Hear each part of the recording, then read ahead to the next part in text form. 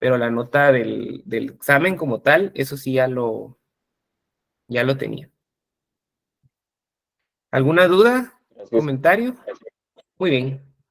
¿Solo? Bueno. Entonces, les recuerdo, próximo lunes no tenemos clase, por favor. Siempre hay más de alguien que se conecta, pero por favor, no nos conectemos porque no va a haber clase. Bueno, si se conectan, pues por gusto, porque no va a haber clase. ¿Cuál es su correo? Ahorita se los voy a postear. Ahorita les estoy intentando enviar el link para que entren al documento. Ahora lo del correo, en un momento se los voy a colocar. Bueno, se los voy a colocar en un momentito. Solo vamos a iniciar la clase porque ya pasaron un par de minutos. Entonces, pues bienvenidos nuevamente a todos. Gracias por estar conectados. Vamos a iniciar con la clase del día de hoy, que hoy es 18 de marzo. Ya nuestra cuarta clase de conceptos generales de evaluación de impactos ambientales. Adicionalmente, yo tenía programado un examen corto para el día de hoy, sin embargo, porque no avanzamos todos los temas, vamos a tener el corto regresando de Semana Santa. ¿Qué va a venir? Lo de legislación ambiental, solo que tengan idea de las leyes que vimos a grandes rasgos, no es que se las sepan de memoria, ni que les pregunte, que me escriban textualmente qué es el artículo 8, no, o sea, realmente solo que tengan nociones. A la mayoría les fue bastante bien en el examen anterior, similar va a ser el otro corto. Son preguntas de la clase y lo que veamos hoy, que es lo de inventario ambiental, que fue lo que empezamos a ver la clase pasada. Muy bien, entonces seguimos con la unidad 3, que fue la de inventario ambiental.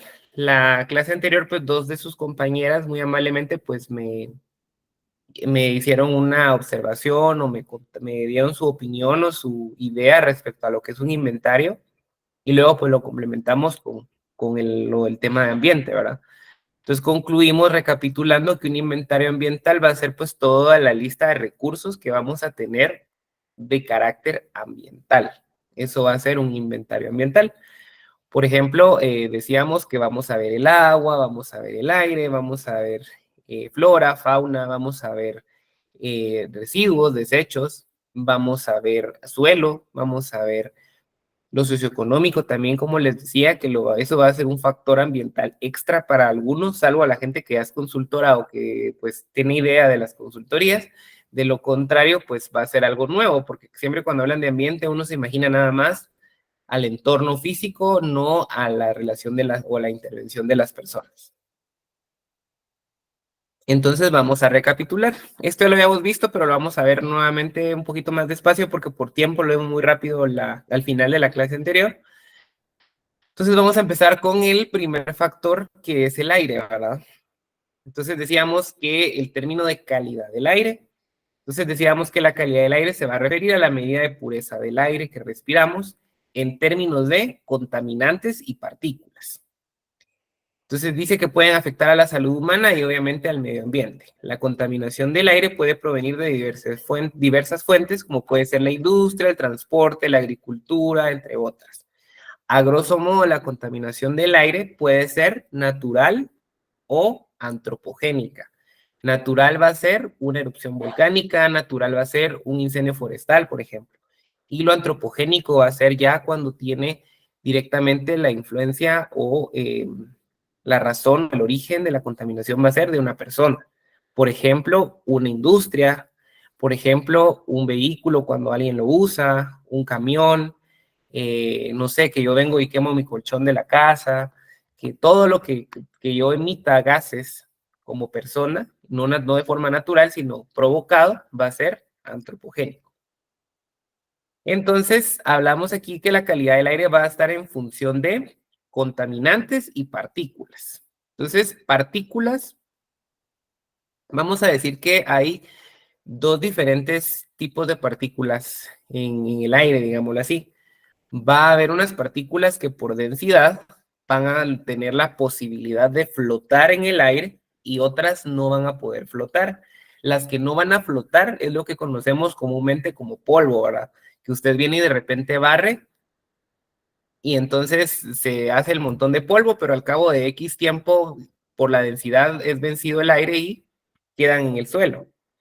Eso no nos va a interesar de tanto sino que lo que nos va a interesar son las partículas suspendidas, las que por densidad se quedan flotando en el aire. Si ustedes buscan en la Organización Mundial de la Salud, que es básicamente las directrices generales para calidad del aire, pues vamos a hablar de que son las que tienen más o menos 20 micrómetros de diámetro. Las partículas no son circulares, pero siempre se buscan modelar a una figura geométrica y lo más común o lo que por lo general se modela es una esfera. Entonces, la esfera, la característica es el diámetro o el radio, si lo quieren ver así. Entonces, esos diámetros son tan pequeños, porque un micrómetro estamos hablando de 1 por 10 a la menos 6 metros. Entonces, más o menos de los 20 micras para abajo, o sea, más pequeños, 15 micras, 10 micras, 20 micras, perdón, 9, 8, 7, va a ser capaz de flotar. Y eso las vamos a conocer como partículas totales en suspensión, o bien PTS. Esas son las partículas, a grosso modo, que están suspendidas en el aire o en el ambiente. Cuando de repente ustedes están en su casa en un día soleado o en cualquier lugar, cuando llega un rayo de luz, ustedes van a ver que siempre hay basura en el aire, digamos, visible, con esa luz. Eso no es específico de su casa, no es específico de su oficina, eso está en todo prácticamente el planeta, dentro de la troposfera, de hecho, que sería pues la parte donde vivimos, que es lo que conocemos comúnmente como la atmósfera, pero realmente la capa de la atmósfera donde vivimos es la troposfera. Entonces ahí vamos a encontrar disueltas todas esas partículas. Dentro de esas partículas van revueltas bacterias, van revueltas compuestos orgánicos volátiles, van compuestos hidróxidos, van también compuestos por óxidos de X cosas, no sé, de nitrógeno, de carbono, etcétera, etcétera. Dice aquí que algunos de los contaminantes comunes en el aire incluyen dióxido de carbono, monóxido de carbono, dióxido de azufre, óxidos de nitrógeno, material particulado, que son las partículas totales en suspensión, compuestos orgánicos volátiles, ozono troposférico, entre otras. Estos contaminantes pueden tener efectos adversos a la salud. Por lo general, casi todos generan efectos adversos dependiendo de la concentración en la que estén y el tiempo de exposición, porque depende qué compuesto sea, pero puede hacer que no sea tan dañino si a una concentración baja, pero si está en una concentración alta, entonces yo me estoy exponiendo más y me puedo enfermar. Igual hay ciertas actividades que son más nocivas en cuanto a tema de calidad del aire. Por ejemplo, perdón si el ejemplo, pero sé de una industria que hacía alimentos que son en tipo polvos, como pueden ser las sopas o pueden ser los refrescos que vienen en polvo, ¿verdad? Se imaginarán que cuando uno abre esa bolsa, pues sale vaporcito, ¿verdad? O el polvo. Esa es una contaminación del aire y alguien que está expuesto a eso sin equipo de protección personal, sin una extracción de aire o sin los cuidados como tal, eventualmente puede enfermarse o tener daños nocivos, porque tal vez un toqui no me mata a mí por un día o una sopa, pero si la persona trabajó 25 años ahí todos los días oliendo o captando en su nariz esos polvos, la concentración y el tiempo de exposición definitivamente va a tener como resultado problemas respiratorios o enfermedades, entre otras. ¿Vamos bien ahí? ¿Se oye bien? Sí, licenciado. Así es, ingeniero. Ingeniero. ¿Alguien levantó la mano? Ok. Muy bien. Entonces, esto solo es para que tengamos idea de lo que corresponde al inventario ambiental, porque realmente la idea es el monitoreo y el seguimiento que se le da al parámetro. Entonces dice la monitorización y seguimiento de la calidad del aire a través de estaciones de monitoreo y tecnologías de medición son fundamentales para identificar las fuentes de contaminación y tomar las medidas correctivas. En las evaluaciones de impacto ambiental mayores, que serían las B o las A, vamos a tener el plan de mitigación, el plan de monitoreo, el plan de contingencias. Luego vamos a ver qué es eso, pero es necesario que nosotros sepamos todos los componentes ambientales con claridad para el momento de usted caracterizar su evaluación de impacto ambiental, usted sepa realmente qué componentes son los que afectan, porque no todas las actividades afectan todo necesariamente. Puede ser que a veces por un análisis o un diagnóstico usted diga, bueno, no, tal vez el aire no tanto, puede ser que el agua no tanto, puede ser que el suelo no tanto, o por el contrario, que realmente afecte todo. Sin embargo, es de analizarlo bien y hacer el documento al final de cuentas lo más realista, lo que decíamos al final de cuentas, porque no le van a pagar más o no deberían de pagarle más o no debería usted de gastar hojas y conceptos solo porque hay, bueno, como mi proyecto es una panadería, pero para que me paguen yo voy a poner que afecta todo y voy a ponerle todas las medidas. Si no es necesario, no debería de estar. Debe de estar realmente lo que impacta al ambiente y que pueda ser ejecutable también, ¿verdad? ¿Alguien levantó la mano? Sí, ingeniero, quiero hacer una pregunta. ¿Qué manda? Fíjese que ahorita que hablando del humo y todo esto, no Ujú. sé si usted me podía ayudar con esto, porque fíjese que nosotros con mis papás tenemos un pequeño negocio. Nosotros Ajá, trabajamos mucho lo que es con ahumados. ajá. Entonces, lo que yo tengo entendido es que siempre los del medio ambiente, los del INAV, más que todo eso, ellos vienen a revisar cómo está realmente todo eso sin para poder afectar, ¿verdad? Ujú. Pero mi duda es, por ejemplo, existe una, ¿cómo decirle? Ay, ¿cómo se llama esta palabra? ¿Existe un requisito para poder sacar todo eso con el ambiente? Como una, digamos, sería como unos parámetros a cumplir, algo así. Ajá, exacto. Sí, tendría que buscar, pero si es INAD, me dijo usted, Sí, que es era que lo que el, pasa es es por el que lo lugar que donde pasa está es que nos viviendo. dijeron que nos abocáramos a eso, Ya. porque como Ah, tiene que ver mucho con eso del humo y todo eso. sí, sería abocarse con, siempre digamos, si es una industria lo que, o bueno, un negocio me decía, ¿verdad? O algo de una Ajá, actividad. es un negocio. Ah, va. Entonces, la actividad debería de tener una evaluación de impacto ambiental y ahí debería de decir, bueno, se analizó el aire, entonces las medidas son estas, pero si no lo tienen, entonces sí sería abocarse con alguna autoridad, que en caso sería pues el Ministerio de Ambiente o el INAP, como usted dice, puede ser, para buscar un respaldo, ¿verdad? Para usted ver qué parámetros como tal utilizar, porque realmente legislación como tal, al 100%, a diferencia del agua, por ejemplo, el agua solo hay parámetros de cumplimiento como la COGUANOR, por ejemplo, y la de descarte de agua residual. Entonces, igual en el caso del aire, habría que buscar la normativa que aplica para usted cumplirla y pues evitarlo, ¿verdad? Porque a veces sería de ver qué es lo que tiene que analizar, porque no solo es visual, sino hacer un análisis del aire. Justo hoy vamos a ver también algo de un laboratorio ambiental, por ejemplo, que son los entes o las instituciones o las organizaciones que se dedican a monitorear la calidad del aire, la calidad del suelo, la calidad del agua, y ellos, por ejemplo, le dan un dictamen en función de lo que usted quiera analizar. Por ejemplo, usted dice, mire, quiero que me analicen esto para agua, para consumo humano, ellos le hacen su panel de análisis y ahí le dicen que sí cumple respecto a la norma vigente en Guatemala, que sería la COGUANOR. Entonces usted puede buscar también un laboratorio de ambiental, por ejemplo, certificado, donde usted le haga un análisis del aire y ellos ahí le pueden asesorar cuáles serían los parámetros más adecuados que usted puede utilizar, depende de su actividad y el lugar. ¿Sí? Muchas gracias, ingeniero, le agradezco. Gracias. ¿Alguien más? O creo que levantar la mano, no sé.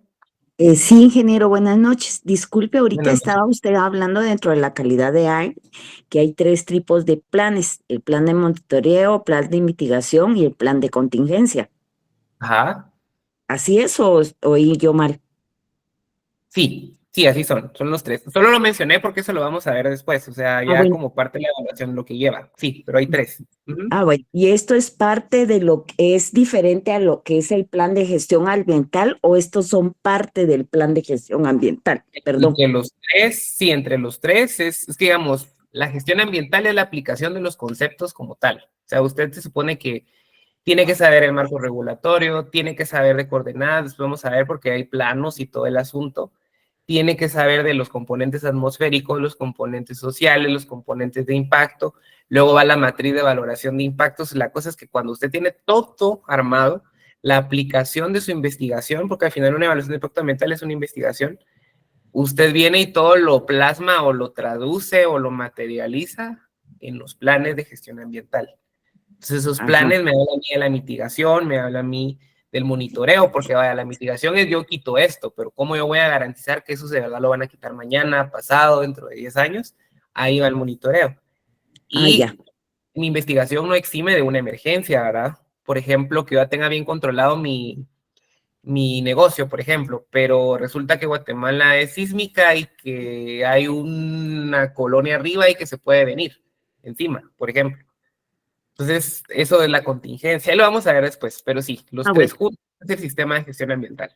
Bueno, o sea que uno es el general y los otros son específicos. Estos forman parte de todo en general, ¿verdad? Sí. Va. Gracias, ingeniero, muy amable. Excelente. Bueno, con calidad del aire sí sería de buscar bien, depende de la actividad en la que estén, porque en Guatemala no existe una legislación ambiental o no hay una ley del aire como tal.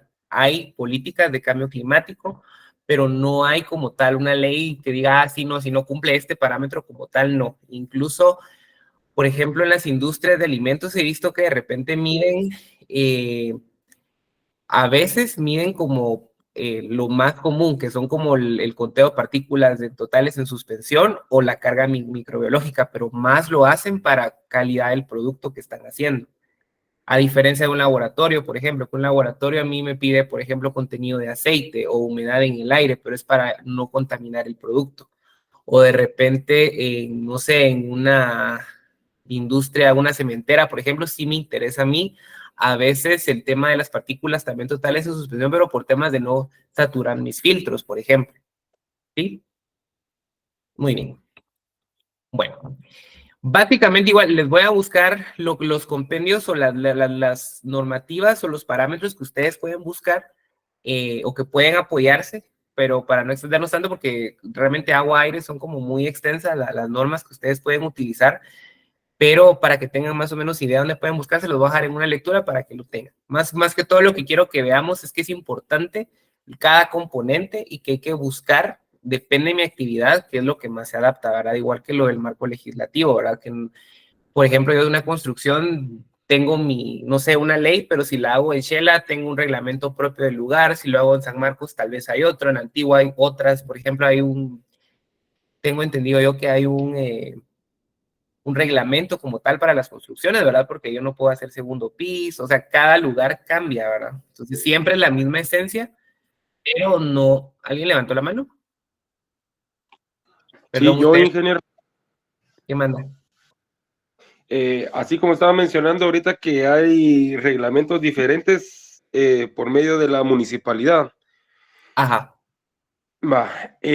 Consulto, porque así como lo de los desechos sólidos, de que aunque sea el Ministerio de Ambiente haya brindado ese acuerdo, es la municipalidad la responsable de darle acción a toda esta situación. Entonces, todo esto para mí es nuevo, entonces puede ser que mis dudas sean así muy vagas, pero solicito paciencia.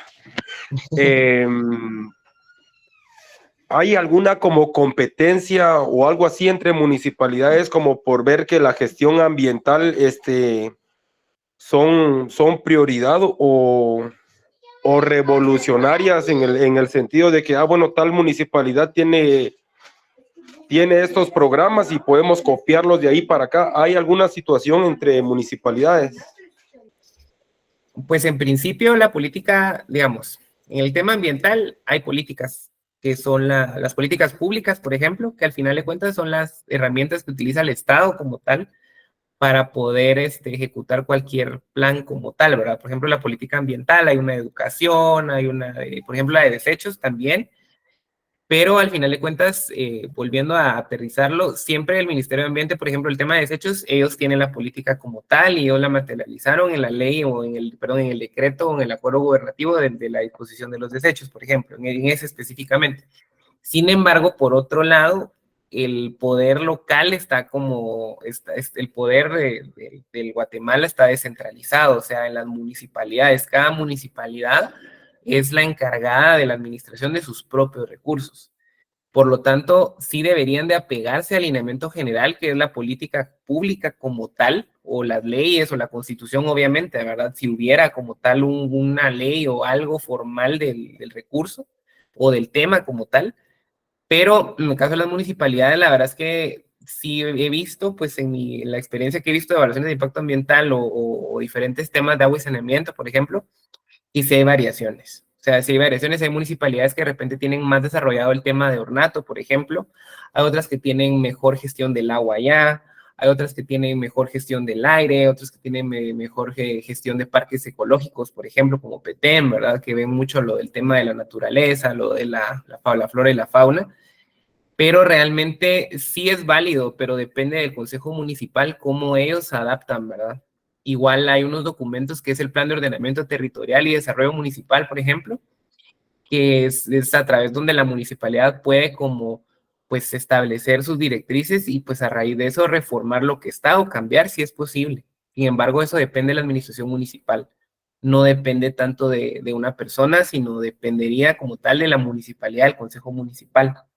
Ellos sí tienen la autoridad y creo que hasta la obligación hasta cierto punto de actualizar y enfocar a las necesidades de su lugar, porque ellos son los que conocen el lugar, obviamente, para adoptar o jalar lo que más les conviene, depende cómo es su entorno, ¿verdad? Porque si no tienen ríos, por ejemplo, tal vez tienen pozos, entonces la política de agua de río no me va a funcionar porque no tengo, entonces voy a buscar como mejor cómo es la gestión de los pozos, o si no tengo, pues de la irrigación, jalar de algún lado, etcétera, etcétera. ¿Sí? Gracias, aclarada Ok, la duda. excelente, muy bien. Bueno, entonces seguimos. Luego vamos a ver calidad del agua. Aquí, como les digo, lo que me interesa nada más es que tengamos los conceptos ambientales, no tanto o sea, que veamos las normativas como tal. Les voy a dejar un documento, como les digo, pero no es tanto la idea esa, sino que veamos, porque al final de cuentas, yo lo que quiero saber es qué está el aire, qué está el agua y cómo se puede afectar y cómo lo voy a transformar yo en el plan de mitigación o en el plan que corresponde. Entonces vamos con calidad del agua. La calidad del agua es el mismo concepto, solo que en el agua. La calidad del agua es un aspecto fundamental para la salud humana, el medio ambiente y la sostenibilidad de los ecosistemas acuáticos. La calidad del agua se refiere a la medida de la pureza y seguridad del agua para su uso en consumo humano, riego agrícola, recreación, vida silvestre y otros fines. Tanto la calidad del agua como la calidad del aire o como la calidad del suelo que vamos a ver es relativo a qué yo voy a querer. Porque, por ejemplo, si yo quiero un agua para consumo humano, tiene que cumplir ciertas características. Entonces, la calidad que yo voy a manejar en esa agua va a tener microbiología, ausencia de ciertas bacterias, voy a querer yo que no tenga muchos minerales, muchas sales. Pero, por ejemplo, si yo la quiero para regar las plantas, de repente la calidad no debería ser tan estricta. Pudiera ser un poco yo más permisivo. Si lo quiero para los sanitarios, por ejemplo, no es necesario que el agua sea 100% potable. Si yo lo quiero, por ejemplo, para un mecanismo de un equipo, yo no necesito al 100% de repente que cumpla microbiología, pero sí que cumpla la dureza porque me saca incrustaciones y me puede arruinar el equipo. Entonces, en este caso, la calidad del agua aterrizado a las evaluaciones de impacto ambiental sí va a ir muy de la mano con el tema de las personas, porque es el impacto que yo le doy al agua, ¿verdad? Por ejemplo, el agua residual. O sea, yo, bueno, me bañé o mi proceso descartó tal descarga hídrica, entonces esa agua la que yo les decía que a mí me interesa. Igual en el caso del aire. Me va a interesar por lo general el aire que sale de mi actividad, como decía la compañera hace un momento, que vea pues su negocio, su obra o actividad, genera gases. Entonces esos gases son los que a mí me interesan o son mi objeto de análisis. Igual yo, si mi proyecto o actividad tiene un descarte importante de agua, entonces esa agua es la que a mí me va a interesar más. ¿Sí? Luego dice, algunos parámetros importantes son la presencia de contaminantes como metales pesados, productos químicos tóxicos, microorganismos patógenos, nutrientes en exceso como nitratos y fosfatos, materia orgánica, sedimentos y otros elementos que pueden afectar a la salud humana y el equilibrio de los ecosistemas. Sobre todo el agua es bastante delicado porque las descargas, lamentablemente, lo más fácil es tirarlo, ¿verdad? A otro lugar. Por ejemplo, la cultura de muchos de nosotros, porque yo me incluyo, que lo he hecho más de alguna vez, de repente uno se come un helado o de papel, que le queda el papelito y uno anda viendo dónde lo tira, ¿verdad? Eso lo he cambiado a través del tiempo, pero hace unos 5 o 4 años la verdad es que yo sí lo tiraba en cualquier lugar.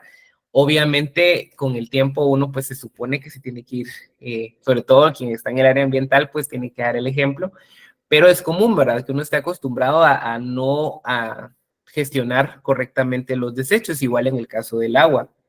La cultura, por lo general en la obra, industria o actividades, todo lo voy a tirar al drenaje, todo lo voy a descartar a la poza séptica, lo voy a tirar a la tubería, lo voy a tirar al río, lo voy a tirar a donde yo pueda, al barranco, y realmente no debería ser así, sobre todo el tema del agua, porque el tema del agua, peor si es a un río, por ejemplo, o la desembocadura está en un río, estoy contaminando a un cuerpo hídrico mucho más grande donde hay seres vivos, por ejemplo, hay algas, hay plantas, hay animales, hay peces, etcétera, etcétera, y estoy realmente afectando al equilibrio, y sobre todo que los ríos en algún momento, sobre todo en Guatemala, las cuencas hidrográficas de repente tienen alguna interconexión y resulta que esa contaminación puede dar a una cuenca que va a dar a otro río.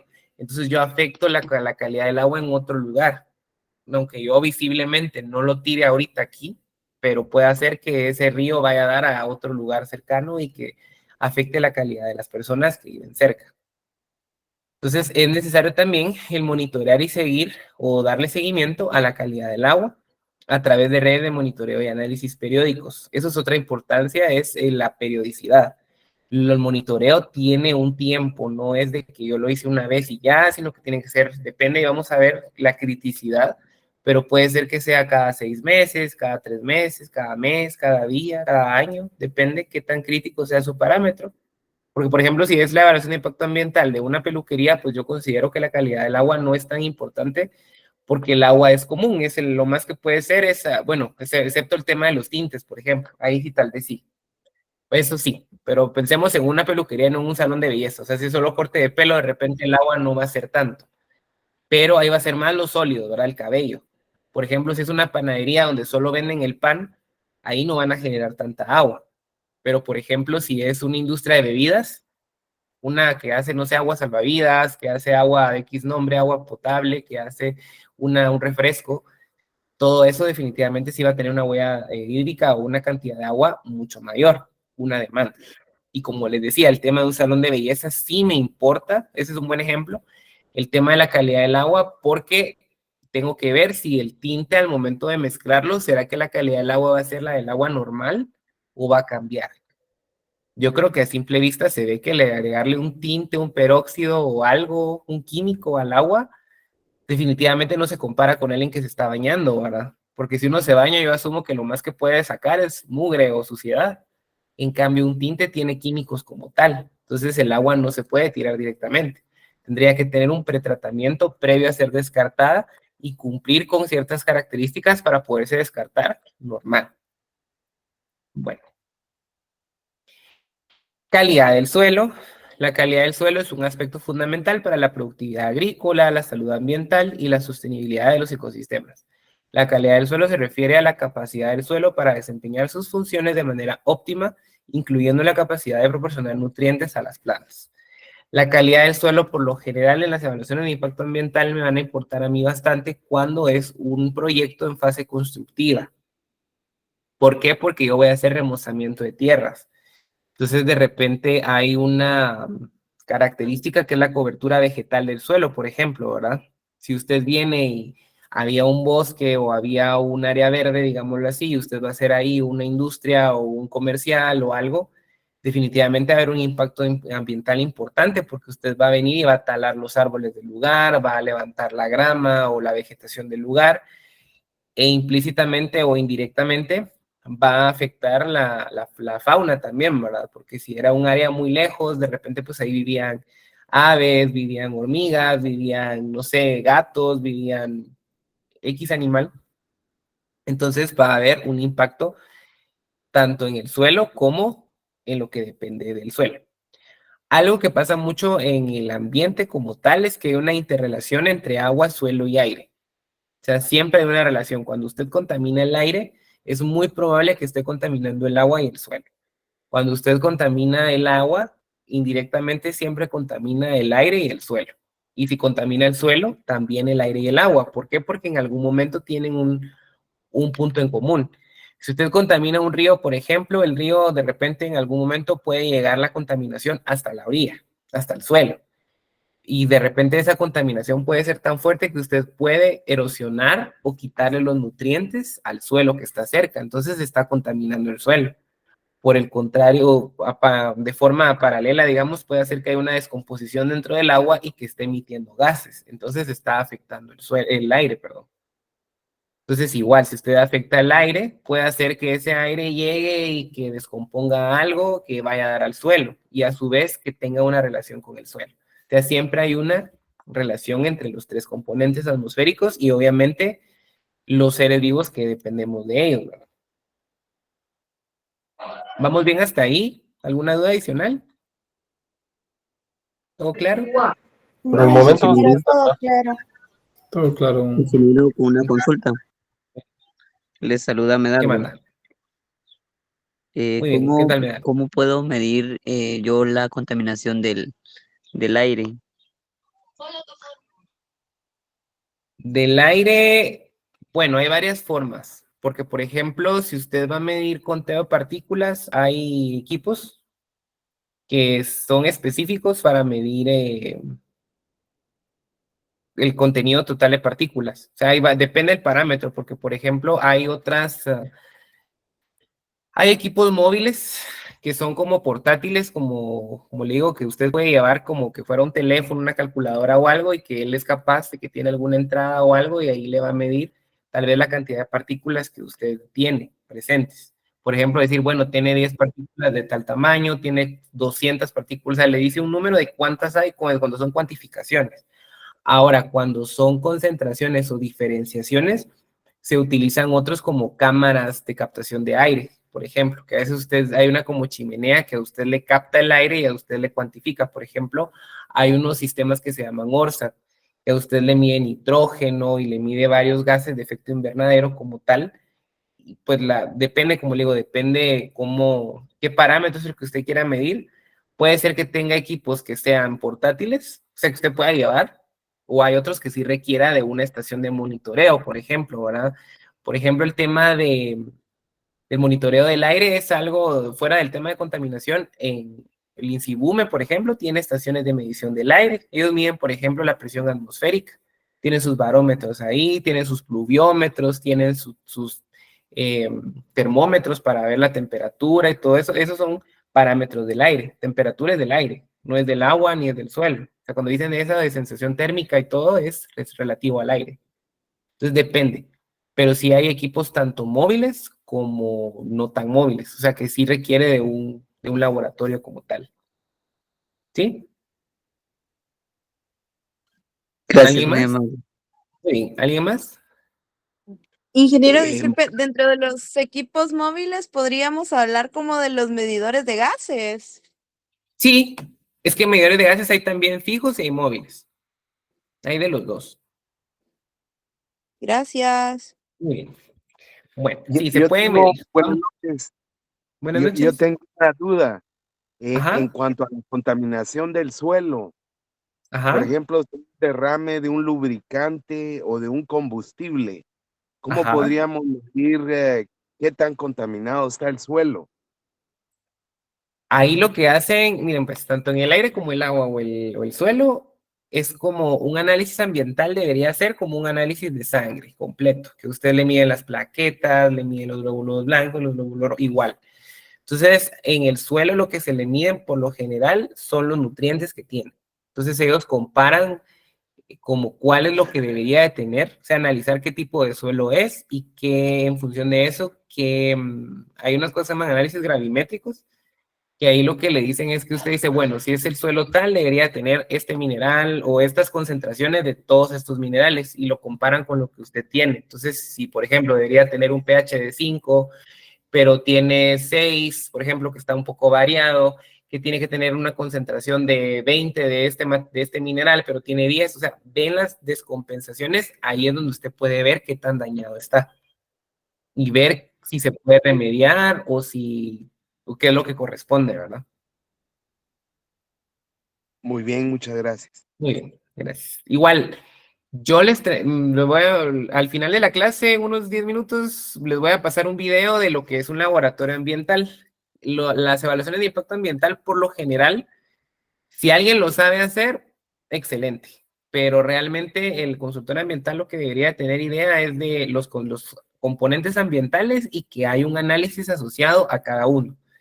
Porque por lo general se hacen con una empresa adicional. O sea, ustedes deberían de, bueno, yo por ejemplo voy a hacer el análisis del agua, entonces yo no estoy en la obligación de tener ahí todo mi equipo del agua. Si lo tengo, súper, si lo puedo hacer, súper, pero por lo general sí necesita usted del soporte de un laboratorio adicional que usted pueda llevar su muestra de agua y decirle, miren, esto que le haga el panel del agua para ver si es de tipo ordinario, si es de tipo o no, o sea, si es de otro tipo especial, ¿verdad? Y ver qué parámetros tiene. Por ejemplo, si qué es lo que no puedo descartar. Entonces ustedes se van a apoyar de un laboratorio para poder hacer los análisis. Ese sería el ideal de la evaluación de impacto ambiental. No pueden decir ustedes concluir, ay, sí, contamina porque se mira que cae ahí y el agua está turbia. Eso no debería ser, en un ideal, no debería de ser así, porque por eso es que las evaluaciones a veces no cuadran, porque ustedes deberían de tener un análisis científico de respaldo. ¿Ahí levantó la mano? Sí, yo, licenciado, buenas noches. Bueno. Tengo una duda con respecto a lo que usted indicaba ahorita de los análisis de los laboratorios de las aguas residuales. Sí, es de las aguas residuales, ¿verdad? Ajá. Ok, eso sí, según su experiencia, ¿sí es necesario juntarlo al estudio ambiental entonces? ¿O solo es como una recomendación? Bueno, porque En el se lo caso digo, del en los agua, requisitos no está. no. O sea, realmente como les digo, no, o sea, no está como tal, pero por eso son muchos, a veces las fallas, porque yo he visto evaluaciones de impacto ambiental que las personas, en la matriz de valoración de impactos o en los planes de sistema ambiental o de gestión ambiental ponen cosas que asumo yo que es porque ellos lo vieron así y no tienen una evidencia científica, entonces no les funciona. O sea, después resulta que llegan denuncias ambientales de cosas que se supone que están contempladas y se supone que si estuvieron científicamente realizadas, no deberían de pasar, ¿verdad? Como bien dicen, no es que sea obligatorio que tenga que tener a pura fuerza los análisis como tal de todo con certificado y que le diga, mire, tiene que ser 200 análisis, pero en la medida de lo posible, usted como consultor ambiental, si le dice, mire, haga la evaluación de mi empresa, la pongo en sus manos, es hacer un buen trabajo y como parte, no solo por el tema de la imagen, obviamente, de uno, sino la repercusión que eso va a tener en la sociedad, porque una buena evaluación de impacto ambiental va a tener un buen resultado en la gestión del agua, del suelo, del aire, que al final de cuentas todos vivimos en el país, ¿verdad?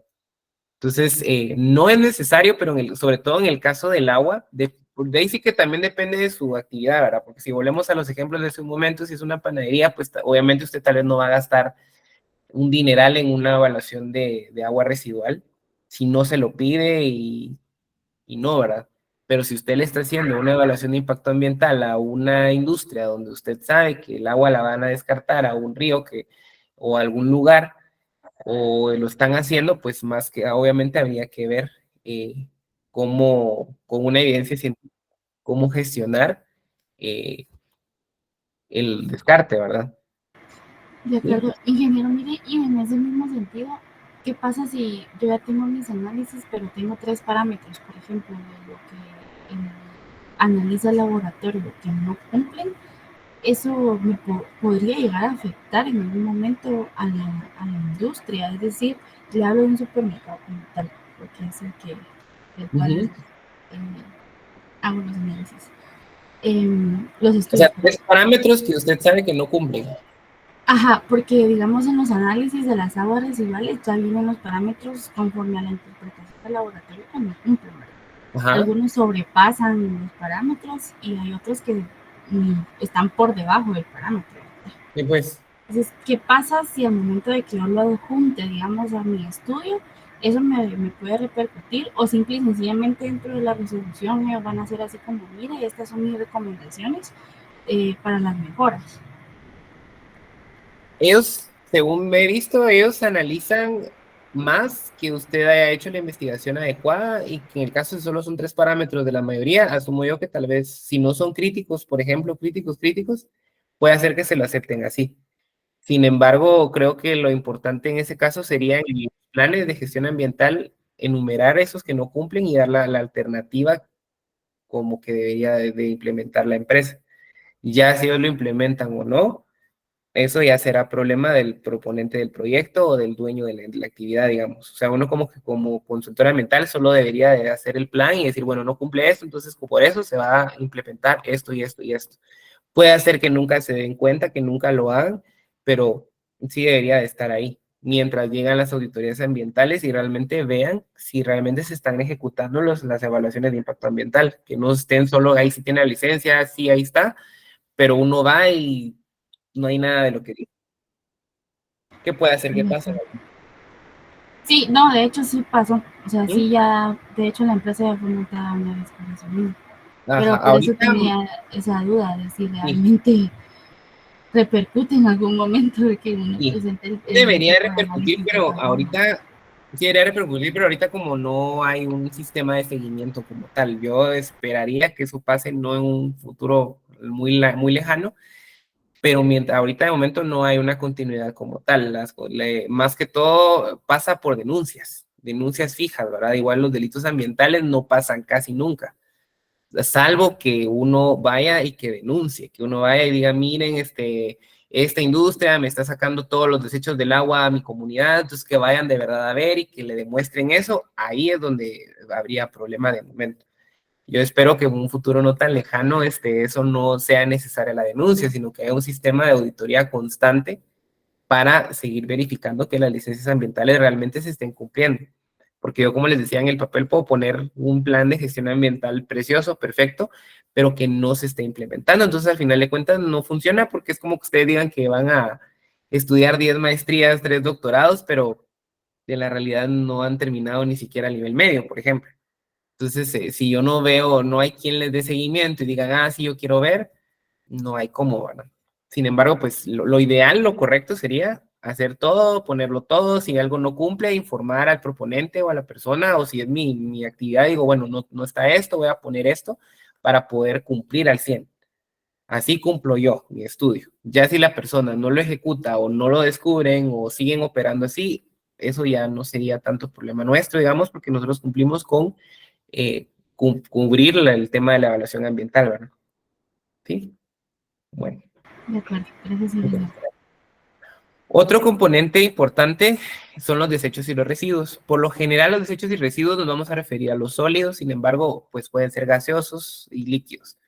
Un desecho y un residuo son términos que se utilizan para referirse a materiales que ya no son útiles o necesarios y que se descartan o eliminan de alguna manera. Vamos a ver la diferencia entre un desecho y un residuo, que la verdad es que no se usan indistintamente, creo, casi siempre. Sin embargo, no es lo mismo. Un residuo dice que se refiere a cualquier material que queda después de un proceso o actividad y que puede tener un valor potencial para ser reutilizado, reciclado o reprocesado. O sea, eso es un residuo, algo que se puede volver a utilizar. Los residuos pueden ser considerados como recursos que pueden ser recuperados o utilizados de manera sostenible. Por ejemplo, el papel, el plástico, el vidrio, que pueden ser recolectados y reciclados para darles un nuevo uso en lugar de ser simplemente desechados. Por el contrario, un desecho dice que va a ser un material que se considera no deseado, innecesario o que ya no tiene un valor para quien lo genera.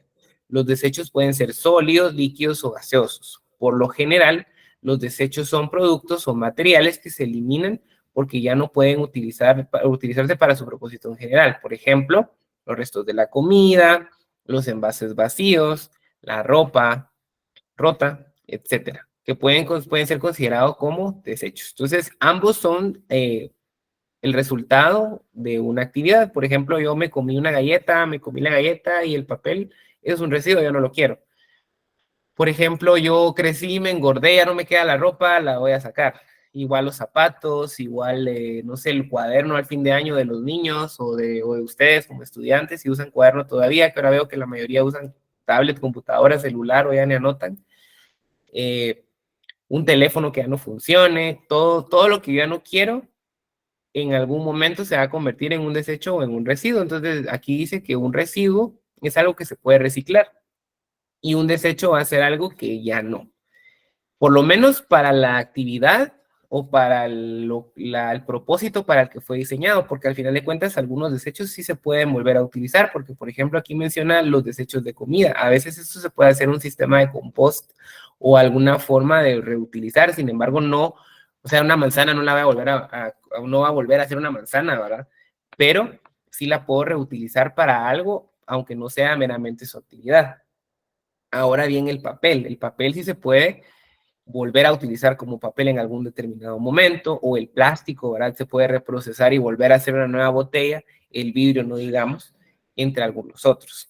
Por aquí va bastante ahorita, que estuvo de moda o estuvo muy sonado, ¿verdad? Lo del acuerdo de los desechos sólidos en Guatemala, que pues todavía, como vimos ya en las dos clases anteriores, que es un tema que está pendiente, que no es que ya se acabó, donde menciona justo en el reglamento y en todo, en el acuerdo, está la definición de un residuo, de un desecho, y ahí hablaba del orgánico e inorgánico, luego dentro del inorgánico, perdón, del orgánico, pues hablaba del papel, del cartón, del plástico, etcétera, etcétera. Y así mencionaba las diferentes clasificaciones. ¿Queda clara la diferencia entre residuo y desecho? Sí, queda claro, gracias. Sí queda claro, ingeniero. Entonces, esos 4 eran los que íbamos a ver. Entonces, para finalizar, les iba a proyectar un videito cortito, son de 5 o 7 minutos, creo, y con eso terminaríamos la clase. Entonces, los voy a proyectar. Me dicen si se escucha, por favor. Ahorita lo vamos a poner. Que es de que es un laboratorio ambiental, solo para que lo tengamos en cuenta, y que es una gran herramienta para las evaluaciones de impacto ambiental, porque por lo general no lo hace la persona. Hola, verdes, ¿qué tal estáis? Hoy presentamos un nuevo vídeo de la sección Profesiones del Medio Ambiente. ¿Queréis saber cómo se trabaja dentro de un laboratorio ambiental? Hoy tenemos la suerte de contar con la presencia de Teo, que es un técnico del laboratorio de Optimal. ¿Qué nos vas a contar? ¿Y se oye? Hoy voy a contaros cuál es la dinámica de trabajo de un laboratorio medioambiental. Empezando Sí se desde escucha. que se toma la muestra. Sí se oye, pero no se ve. Sí. Voy a volver a poner el inicio. No podemos olvidar. Sí se veía y se veía. Y ya se mira ahorita. Ahora sí. Ahorita ya, pero no desde el principio. No, ¿verdad? Va. Entonces la vamos a poner. Espérenme un momentito. Hola, neuronas verdes, ¿qué tal estáis? Hoy presentamos un nuevo vídeo de la sección Profesiones del Medio Ambiente. ¿Queréis saber cómo se trabaja dentro de un laboratorio ambiental? Hoy tenemos la suerte de contar con la presencia de Teo, que es un técnico del laboratorio de Optimal. ¿Qué nos vas a contar, Teo? Hoy voy a contaros cuál es la dinámica de trabajo de un laboratorio medioambiental, empezando desde que se toma la muestra hasta que se emite el informe correspondiente. Porque no podemos olvidar que el objetivo final de un laboratorio es el informe de análisis que se enviará al organismo que lo solicita. Estupendo, pues no perdemos más tiempo. Neuronas verdes, ¿conectadas? ¡Conectamos!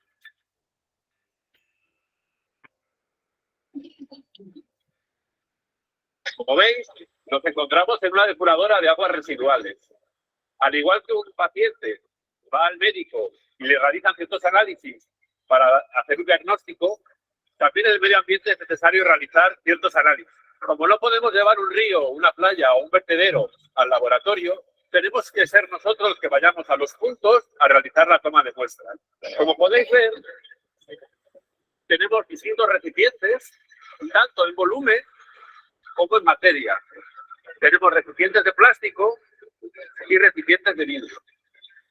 Ello es debido a la analítica a la que vamos a realizar, pues dependiendo del parámetro es mejor un material u otro y es necesario más o menos volumen. La muestra, como podéis comprobar, se toma con una pértiga y se guarda en un botellón que luego se agitará para tener una muestra homogénea. Una vez terminado el análisis, llevaremos la muestra refrigerada al laboratorio, siempre conservando la cadena de custodia. Para ello, anotaremos todas las características de la muestra en esta hoja de muestreo y cada uno de los botes llevará una etiqueta que identifica la muestra. Es necesario conservarla porque es la cadena de custodia. Al igual que en un análisis en un hospital, nosotros tenemos que dar nuestra edad, nuestro sexo, la fecha de nacimiento. La muestra siempre tiene que estar refrigerada. Por ello llevaremos las muestras una vez cogidas en una nevera y de allí las llevaremos en unas condiciones controladas mediante termómetros. Nos vemos en el laboratorio. ¿Qué tal? Ya estamos en el laboratorio. Con los recipientes que hemos cogido en la toma de muestras, tenemos que asignarles un código aquí en el laboratorio y así los analistas pueden saber qué análisis realizar. Para ello disponemos de una base de datos en el ordenador que nos genera una solicitud de análisis con un código que es único para cada una de las muestras. En cada uno de los recipientes pegaremos una pegatina que contiene el código que la identifica. Una vez que tienen las pegatinas los recipientes, ya podemos pasar al laboratorio a ver los análisis. Seguimos. Vamos a observar dos técnicas potenciométricas. La potenciometría está relacionada con la electricidad, con el paso de la corriente eléctrica a través de una muestra. Ello nos permite determinar diferentes analíticas. En este caso, la primera que vamos a ver es el pH. El pH es un parámetro muy importante, no solo para caracterizar la muestra, en tanto que una muestra puede ser ácida o básica, sino también para determinar cómo realizar diferentes analíticas dependiendo de esa acidez o basicidad. En este caso, las muestras, en primer lugar, deben atemperarse en un baño que está a 25 grados. Una vez atemperadas las muestras, lo que haremos será calibrar este aparato que tenemos aquí que se llama un pHímetro. Para calibrar el pHímetro necesitamos diferentes patrones que tienen diferentes pHs. Una vez calibrado el pHímetro, lo que haremos será introducir los electrodos en la muestra que pretendemos medir. Dejaremos homogeneizando la muestra durante un tiempo con un agitador magnético y al final obtendremos un resultado. Ese resultado será el pH de nuestra muestra. La segunda técnica potenciométrica que vamos a observar es la con la que se determina la conductividad. La conductividad nos da idea de la cantidad de sales que hay en una muestra. Esto es muy importante, al igual que con el pH, no solo para caracterizar esa muestra, sino también para saber en qué condiciones podemos realizar el resto de análisis que nos queda. También, al igual que el pH, disponemos de diferentes patrones con diferentes concentraciones que nos van a servir para calibrar nuestro equipo, el conductivímetro. Esto es igual que cuando uno mide los lados de una mesa con una regla. ¿Entendido? Necesitas siempre un equipo que te dé la medida. Una vez que el equipo está calibrado, introduciremos de nuevo, en este caso, en vez de electrodos, se llaman celdas de conductividad en nuestra muestra. Y las lecturas del equipo nos darán un valor de conductividad. Y ese valor de conductividad, si es mayor, quiere decir que tiene más sal. Para que os hagáis una idea, las muestras de agua de mar tendrían un valor alrededor de 50.000 microsiemens. Y las muestras de agua potable por debajo de 1000. La siguiente determinación que vamos a observar es la determinación de los sólidos en suspensión. En este caso, lo que hacemos es pasar la muestra a través de un filtro. Ese filtro lo que hará es retener las partículas sólidas que están en el agua. Necesitamos una bomba de vacío que lo que hace es succionar la muestra. Se vierte el agua en el filtro y lo que sean las partículas sólidas se irán quedando en él. Para hacer esta determinación es necesario primero pesar los filtros antes de realizar la filtración. Una vez realizada la filtración, ese filtro lo llevaremos a la estufa, pero eso lo veremos más tarde. Aquí podemos ver cómo montamos el filtro seco en la bomba de vacío. Una vez montado, lo que hacemos... Si quieren lo vamos a detener ahí porque ya nos pasamos un par de minutitos. Les voy a dejar el link del video para que quienes lo quieran terminar de ver, está disponible en internet, porque ya nos pasamos como 10 minutos y la verdad me da pena. Entonces, mil disculpas por pasarnos, pero es que empecé como a las 5 también. Entonces, pues, ahorita vamos a tratar de responder preguntas a Alessandro. Entonces, solo para concluir, muchas gracias a las personas que se conectaron el día de hoy. Recapitulando, el próximo lunes no tenemos clase. Examen corto sería el lunes 1 que regresemos. Igual yo les voy a estar avisando todo por el aula virtual, por favor. Entonces, si alguien ya no tiene ninguna duda, ningún comentario, nos vemos el 1 de abril. Que pasen un bonito descanso y pues nos vemos en unos días. ¿Alessandro? Gracias, ingeniero. Han mencionado que los vínculos están en el chat.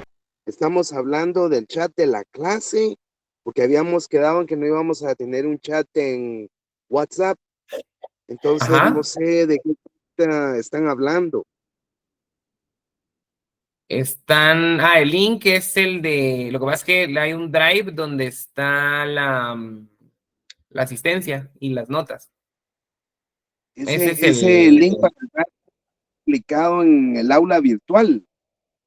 Sí, lo voy a publicar. Lo que pasa es que para mientras, se me olvidó, la verdad es que no sé por qué no me acordé de ponerlo.